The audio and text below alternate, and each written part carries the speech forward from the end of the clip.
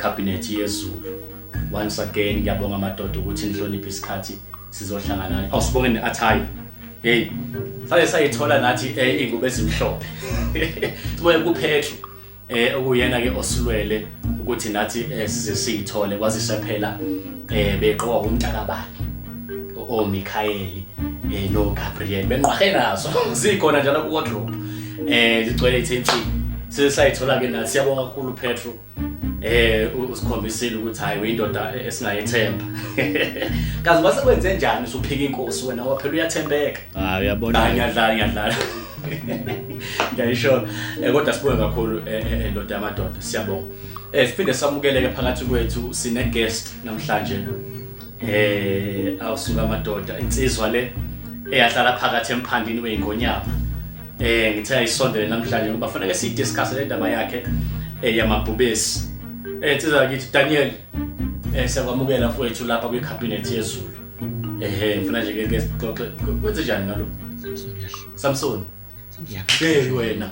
akaxoxe naye Samson hey lo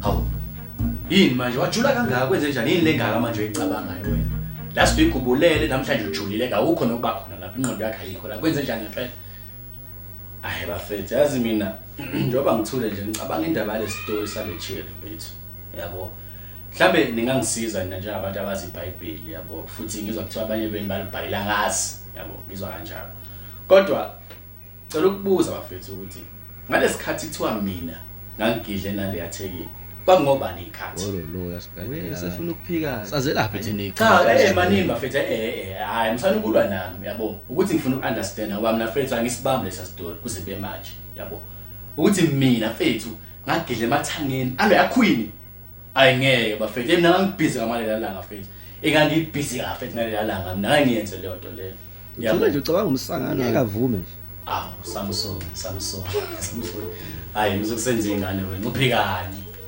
uphikani ngoba wena nje ingane yakubeka phansi vuma nje ukuthi ingane yakwehlula wena evidence inganinazo wena unempandla namhlanje ucanza ubukunto obani wena hawu manje muzoku uphika nje futhi futhi nangusoli angusoli nyanazi ithanga la dilani asilazi la we mame mina ube anguwena nje futhi nami ngiyifanela nawe angivunje ukuphika vele phela wena David bongabuye uthini yini nje bongayisho ngoba nawe unezakho nezami izini manje uthini umka Uri wamenze njani umka Uri nkosami ingane yabantu yavele nje yayogeza hayi kasho ukuthi siyilayele ibonwe abanye ngokubona nje umuntu yageza nkosi yami David uziyolongoza impela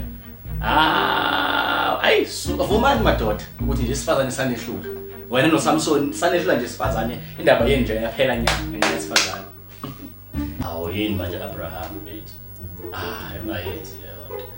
ungayenzi leyo nto bethu awu naye kodwa Uri wethu awu ungayeka umfazi ahamba yogeza yedwa le ngasemzini yamanye amadoda awu Uri nawe fanele nje le nto le futhi lesijajo wena Abraham nje ngeke nje sizwe ngawo wena washiya uSara wena umfazi wakho wahamba wayongena lapho kulwasiso esebenza ubani uHagar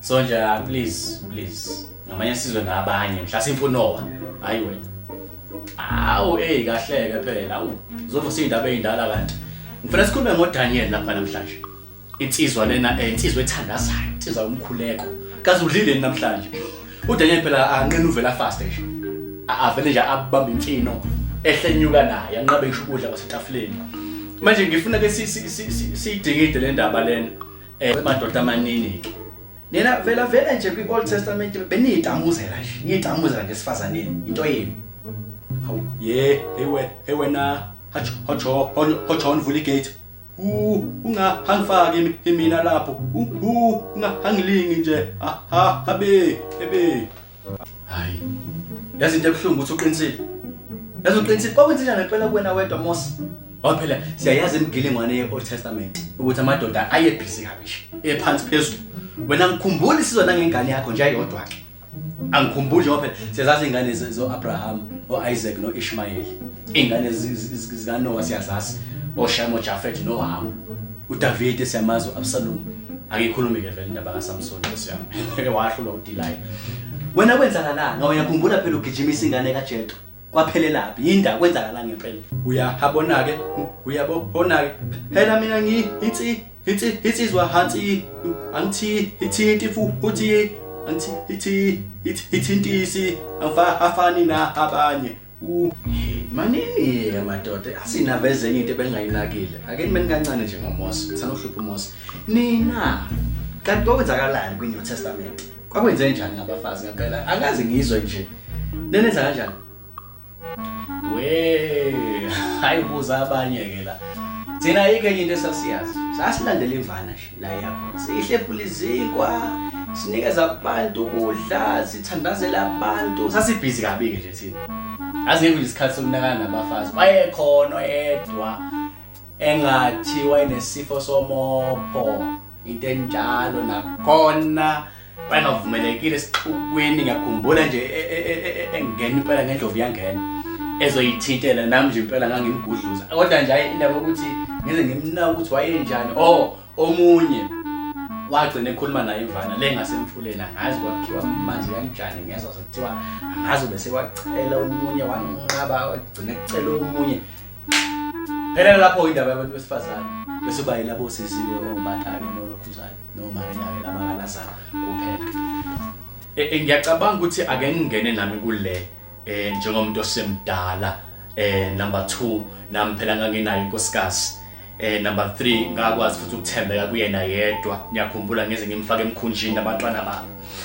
Hayi ngoba ngingcono mhlambe kunabanye, kodwa ngiyacabanga ukuthi siyavumelana ukuthi mina umuntu orelevant ukudila nalesi simo esesivela njengamanje. Ngicabanga ukuthi madoda into enhle engiyithandayo nengiyincumayo mina ukuthi wena Abraham nawe David nawe Samson ukuthi noma ngabe nalimala endleleni ngenxa yabantu besifazane, kodwa nakho niphelele lapha namhlanje. Into enkulu kakhulu engeke siyithathe kancane. Okay, sorry baba no, so uphazamise. Yazi ngicela ukubuza enye into la. Leyathekeni leyana udilala ne. Isesihogweni ngithi. Yeah, sure. Yes. Okay, sharp. Ukhona waziyo mhlawumbe ukuthi iphi section bafethu? Super phela Samson. Kahle ave uphoqa kodwa Samson uyazi yini usufuna ukuya kuyena futhi? Akashawa ngani? Ungathi ngicoma nkosema abantu ukuthi bafikile ezulwini they made it. Wena futhi ufuna ukuphuma. Sedelela ngempela nje Samson. Selokho abanembunqulu nje Samson. Well, bengisasho ukuthi regardless of your situations nokuhlukana kwazo, kodwa one thing in common ukuthi nikwazile ukubuyela enkosini. Ngiyacabanga ukuthi yona into ofanele siyifunde lana namhlanje ukuthi umuntu uyakwazi uhamba endleleni alimale regardless of isizathu. Kungaba umuntu wesifazane mawukuthi uyindoda, ngenzeka ukuthi esinye isimo ukuthi ngowesifazane, kodwa umuntu uyakwazi ukulimala endleleni, kodwa ikhona inkonzo yokubuyiselwa komuntu. Ikhona into ethi inkosi ngikhumbule, washo uSamson, ikhona into eyenza umuntu aphinda abuyele enkosini, sikwazi ukuphinda sihlangane futhi kulelizwe. Ngicabanga ukuthi mina kunokuthi sikwebhane siphikisane, kodwa sibongisane ngesidumise inkosi ukuthi hawu kodwa Nkosi wakwazi ukusikhumbula noma sesone kangaka phambi kwakho. Sinikeze nalabo bezayo ithemba ukuthi noma ngabe thiwa sekubheda kangakanani empilweni, kodwa umuntu angakhohlwa ukuthi ikhona inkonzo ye reconciliation. Uyakwazi umuntu ukubuyela enkosini. Ngicabanga ukuthi uma singaqhakambisa lokho kakhulu singasizakala kusizakale nabezayo. Yeah. Ayi. Nkosi yami. Yazi mina bafowethu ngicabanga ukuthi kulolu daba lwenu noma nje bengaphawuli kakhulu, kodwa umkhulu usebekile. Ngicabanga ukuthi umkhulu ubeke kahle kakhulu. Kodwa bengicela ukubuza ke Nkosi yami nje ingaze yonakala, ngifuna nami ukuyona ukuthi sizokhuluma yini ngendaba yami neyinkonyama. Mantela nje. Konje indaba yeyinkonyama. Yazi ukuthini asivele siyenze ibe next week. Asikhulumeni ngayo next week. Siyaxolisa mfowethu. Uphinde ubuye. Please.